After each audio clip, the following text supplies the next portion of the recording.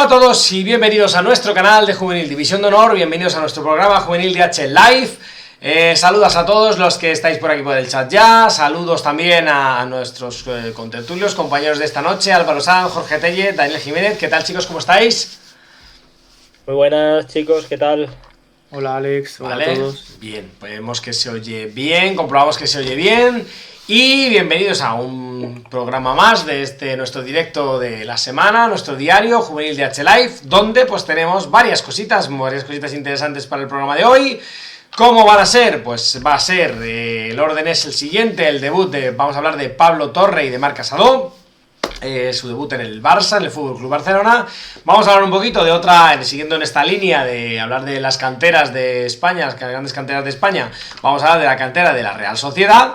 Y por último nos meteremos un poquito en esa nueva convocatoria de la Sub-18, que ha habido cierto movimiento, ¿no? ¿Verdad? Bueno, pues si os parece podemos ir entrando en materia. Si os parece, empezamos con esos dos jugadores, esos magníficos, iba a decir canteranos, pero bueno, yo creo que ya no es posible, ¿no? Hablar de esos jugadores del Fútbol Club Barcelona. Vamos a hablar de Pablo Torre y Marc Casado.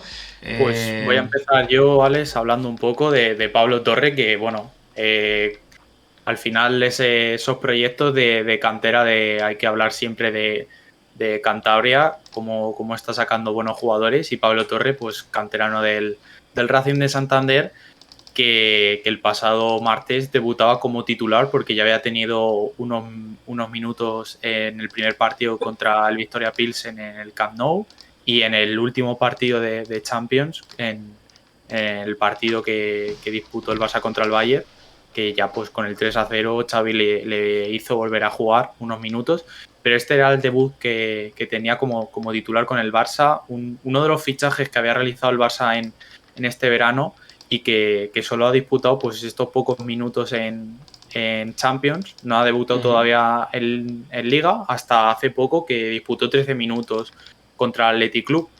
Hablando un poco más del fichaje, pues Pablo Torre que despunta con el Racing y el Barça pues contacta con él en verano y le hace un contrato hasta 2026 con una cláusula de 100 millones. Sabemos que el Barça y otros clubes suelen poner cláusulas muy altas por miedo a los grandes patrimonios de PSG o City, que no tienen ningún problema en pagar bajas cantidades. Y la operación en un principio se cierra por 5 millones fijos, aunque por los variables que puede llegar a alcanzar, puede llegar a unos 20. Y es verdad que es un jugador que, viendo algunos partidos de ese año, bueno, del año pasado de hecho, se le veía que se le quedaba pequeña la categoría. Yo creo que es un jugador que tiene esa sensibilidad especial para el juego que tienen los jugadores que acaban llegando a la élite. Y además creo que esto, con el partido de ayer, demuestra que es un jugador que yo creo que está sabiendo acoplarse a situaciones muy diferentes, porque en el Racing, en Primera Federación, que es un contexto evidentemente muy diferente a lo que te encuentras en un partido de Copa de Europa, Pablo Torre dominaba los partidos, ahí están sus cifras, jugando como centrocampista, las ha mencionado antes Dani, más de 10 goles en 11 asistencias, y ayer salta a un partido de Copa de Europa, el primero como titular al menos, y hombre, no es que dominara el partido, pero fue muy protagonista, estuvo presente en un montón de sectores del campo, se hizo notar. Y creo que se habla muy bien de un jugador que de estos que hemos hablado otras veces, que como que queman etapas a la hora de aclimatarse un equipo a un contexto. Es verdad que es un partido solo, que no sirve como gran muestra y que habría que verle en un partido quizá con más exigencia esto Barça, pero desde luego creo que es un jugador que desde luego la Primera Federación se le queda pequeña. No sé si su futuro a corto plazo está fuera del Barça o no, porque al final creo que es el sexto centrocampista para Xavi. Creo que tiene por delante a los 3 titulares y el que no sea titular entre Busquets y De Jong y Fran Kessie por delante. Tampoco está dando Xavi la sensación de ser un entrenador que en días comprometidos de demasiadas oportunidades, habrá que ver. Pero desde luego creo que nivel mínimo para ser importante en un equipo de segunda división y por qué no de primera, creo que sí lo tiene.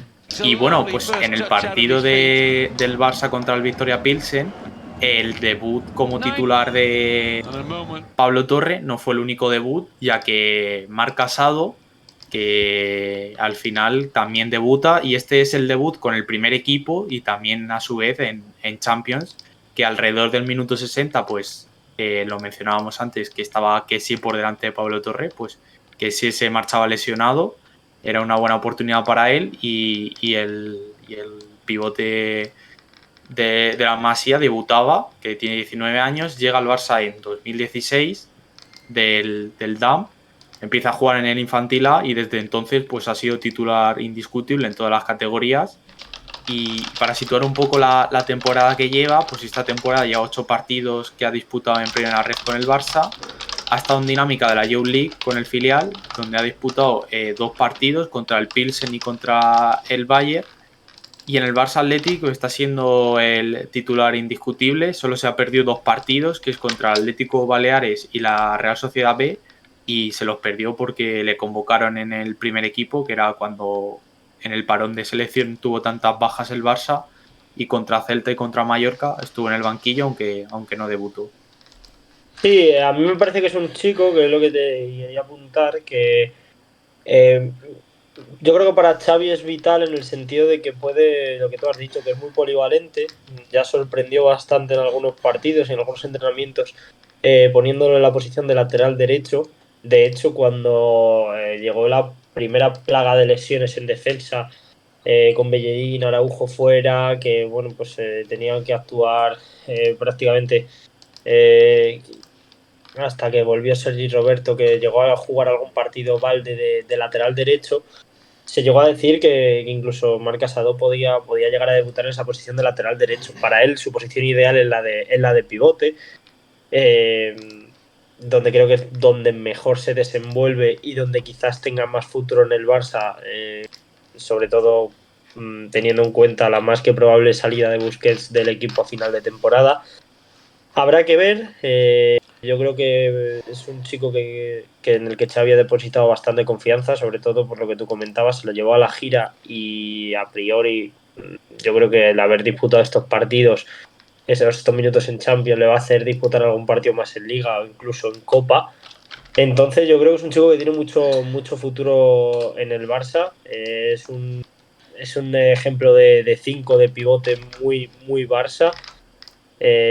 Y a mí personalmente es un chico que lo que le he visto me parece que no creo que tiene nivel, no creo que tenga todavía nivel para el primer equipo, pero creo que si mantiene una buena progresión sí que puede ser una solución para esa posición de pivote en el Barça. Y si os parece, lo que vamos a hacer va a ser pasar de bloque, cambiar de bloque y vamos a meternos a hablar, pues, hablar de canteras, ¿no? Yo creo que podemos hablar de esa cantera de la Real Sociedad, de esos jugadores, de ese equipo que, bueno, ahí parece que a veces está un poco lejos, pero no está tan lejos sino cerca. Luego la característica que tiene la Real Sociedad sobre todo es que, por suerte o por desgracia, es un club que tiene jugadores que se suelen lesionar bastante y como lleva un par de años encadenando que juega competición europea, al final jugar 3 competiciones para una plantilla que a priori puede ser tan corta como la Real Sociedad le hace tener que apostar por muchos jugadores de la cantera y esto ha dado posibilidad de que pudieran debutar muchísimos jugadores en el primer equipo.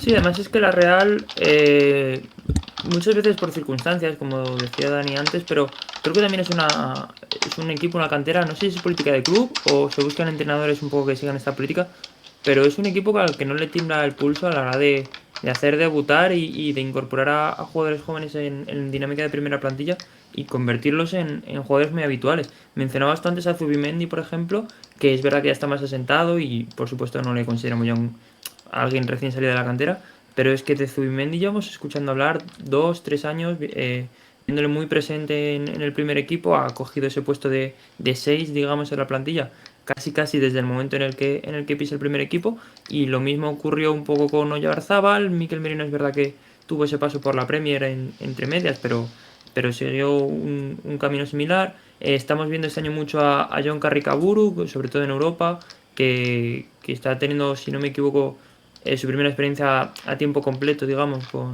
en la plantilla de la Real. O sea, es verdad que es una cantera muy bien trabajada, es verdad que, como hablabais antes, las lesiones en muchas ocasiones han abierto esas puertas, pero es que luego es un club que no tiemblan a la hora de darles esas oportunidades y se mantienen firmes con esas decisiones por lo que decíamos, porque vemos un montón de jugadores jóvenes que se quedan. Sí, y además la Real Sociedad, lo que estamos comentando, tienen la capacidad para sacar buenos jugadores en el medio campo, con buen pie, veas Zubimendi, Yarra, Miquel Merino, Guevara, Beñat Turrientes, lo que hemos comentado, pero también sacar buenos atacantes, buenos extremos, que además tienen un perfil a lo mejor un poco similar, como es el Oyarzábal, Barrenechea, chicos bastante eléctricos, pues, extremos bastante puros. Y uno de ellos, de los que el otro chico que a mí me gustaría hablar, que ahora mismo está en la plantilla de la Real Sociedad en División de Honor, que también tiene un futuro descomunal y que quizá la temporada que viene o en un par de temporadas veamos disputar partidos en el primer equipo, sobre todo por el tema de las lesiones, porque es verdad que la Real tiene esa particularidad de que los futbolistas desgraciadamente se lesionan mucho. Es Daniel Díaz, es un chico de 16 años que, bueno, como ya he dicho, está jugando en el División de Honor, ha disputado 7 de los 8 partidos de Liga. En el año 2021 ya fue convocado con la selección española sub-16, igual que en 2022, donde ya pues, en sus 2 primeros amistosos antes del verano ya anotó goles. En la pasada convocatoria de la sub-17 fue convocado, donde anotó un gol de penalti en su primer partido y una asistencia una asistencia en el segundo encuentro. Y es un chico que es zurdo, que suele jugar a banda cambiada, pero también, pese a que su posición es más extremo diestro, pero se puede adaptar bastante bien a ambas bandas. Destaca por su buena llegada, su buena relación con el gol, por ser un chico bastante eléctrico, rápido, agilidoso. Y bueno, pues el tener 16 años, estar en División de Honor, le hace ser merecedor, pues quizá de esa etiqueta de uno de los jugadores más prometedores de la cantera de la Real Sociedad. Perfecto, pues si os parece cerramos ya este bloque un poco de la cantera de la Real Sociedad y pasamos a hablar de nuestro último bloque del programa de hoy, que es, bueno, pues esa nueva convocatoria, ¿no? De la convocatoria de la selección sub-18, de la selección de Pablo Amo. Bueno, en la línea defensiva, llama especialmente, creo, la atención a Javier Boñar, del que ya hemos hablado, que ha tenido presencia en otras convocatorias de categorías inferiores y con un papel destacado. Y también me gustaría destacar el nombre de Pablo Busto, que si no me equivoco es la primera convocatoria con la sub-18, es verdad que había tenido presencia en categorías sub-17 y sub-15, si no recuerdo mal, y está aquí también. Y Wasim Kedari, del Real Club Deportivo Español, que he leído su nombre mucho últimamente por el estado en el que se encuentra ahora mismo el Español en primera división. Hay mucho seguidor perico pidiendo una oportunidad para este chico. Y es verdad lo que comentabais, que es una gran presencia de centrocampista, muchos centrocampistas, verdad que dentro que hay bastante media punta, jugadores como Paul que actúan, que pese a ser muy media puntas actúan más tirados a banda, pero bueno, yo creo que tenemos una línea de centrocampistas bastante interesante en esta sub-18. Y por último, sí, dime. Un apunte rápido, he estado leyendo bastante sobre Víctor Moreno y Uras del Curra del Villarreal, sobre todo de Nax, porque como decía Álvaro, es la primera vez que juegan que parece que van a debutar con la sub-18, y son muy del perfil que hablábamos de Paul, por ejemplo, del Real Madrid, que son jugadores que en principio son centrocampistas, que parten de esa posición, pero son jugadores súper desequilibrantes en banda, y creo que es una buena oportunidad para verles estos días con la selección, porque además son jugadores que físicamente son grandes, son jugadores desarrollados, y creo que es una buena oportunidad para ver estos dos jugadores del Villarreal. Por último, vamos a repasar esos delanteros que hay. Álvaro Santos, del Real Cruz Celta de Vigo, que bueno, debuta en categorías inferiores de la selección. Kevin Sánchez Rey, del Deportivo de La Coruña, que este le va a gustar encarecidamente a nuestro compañero Daniel Amor, que bueno, que debuta también en las categorías inferiores de la selección y que últimamente está sonando mucho porque bueno, está siendo un poco el gol del Deportivo, ¿no? En División de Honor, ¿no? Además un futbolista burgalés, si no me bailan un poco los datos, es de Burgos este chico. También están en esos delanteros de la sub-18 de Pablo Amo, Álvaro Ginés, que bueno, pues archiconocido ya por esta casa, y Javier Alonso, del Atlético madrileño. Pues chicos, no sé si queréis añadir algo más sobre esta convocatoria. Eso sí, nosotros es el 8 de noviembre, ¿no? Son 2 días, 7 y 8, de 8 al 10, ¿no? Sí, 8 y 10. 8 y 10 de noviembre, eso es prácticamente la misma semana. Ya ese fin de semana ya los dejan irse para que se concentre en la absoluta. Eso es. Pues 8 y 10 de noviembre, ahí, bueno, pues ahí estaremos nosotros también, ¿no? Al pie del cañón, como siempre, desde Juvenil División de Honor. Y chicos, pues no sé si queréis hacer algún apunte más, añadir algo más sobre la convocatoria de la sub-18. Y bueno, pues si en este caso no, pues es verdad que ya nos quedamos, prácticamente nos quedamos sin tiempo, así que bueno, daros las gracias pues un poco pues por ese pues bueno, pues ese tiempo, este ratito que hemos vuelto a pasar. Saludar a todos los que os habéis pasado por el directo, saludar a vosotros, Álvaro, Jorge, Daniel, gracias por estar esta noche conmigo, con nosotros también. Recordaros que si estáis viéndonos en Twitch, pues bueno, pues que nos deis un follow, que nos sigáis para estar al tanto de los directos del canal.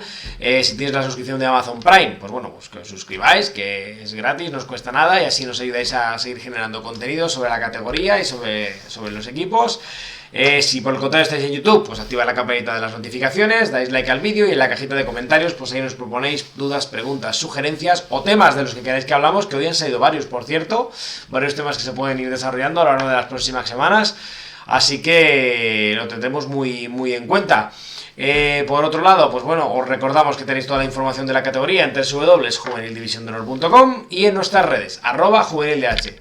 Chicos, sin mucho más tiempo, os deseamos feliz fin de semana a todos, buena jornada en esta semana, jornada 9 de la División de Honor, 10 en el Grupo Andaluz, y nos vemos, Álvaro, nos vemos el domingo en el descuento de la División de Honor, en nuestro programa en directo, domingo a las 6 de la tarde. Sí, nos vemos el domingo. Próximo directo, hasta el próximo vídeo. Chao. Adiós.